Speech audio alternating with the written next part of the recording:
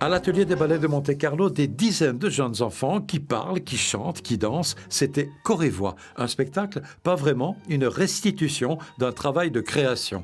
Explication, Jean-Christophe Maillot. C'est un projet formidable que je défends avec ardeur, qui est un enseignement d'une grande intelligence et d'une grande nécessité pour les scolaires en rapport avec le corps, la musique et la voix.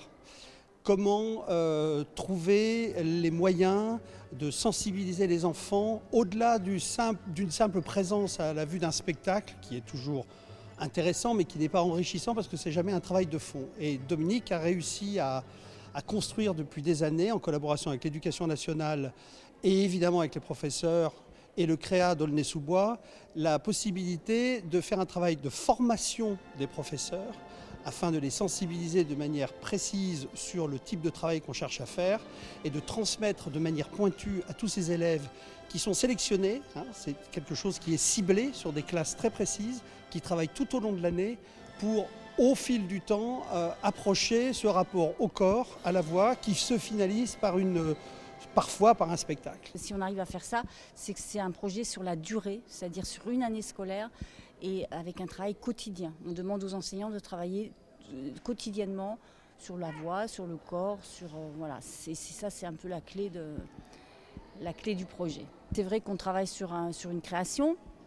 Donc le but du jeu, c'est de trouver des chants adaptés, de trouver des musiques, des chorégraphies qui ne vont pas lasser les enfants, où ils vont pouvoir entretenir la spontanéité, où ils vont s'amuser pendant un an. Donc ça, c'est un gros défi déjà. Et après, c'est vrai qu'on a un thème, cette année, c'est les étoiles. Et après, chorégraphiquement, le contenu, il faut vraiment trouver ce que les enfants, ce qui est adapté aux enfants en fait. Plus important, je pense, c'est la formation des professeurs et l'acceptation des professeurs à être dans ce projet.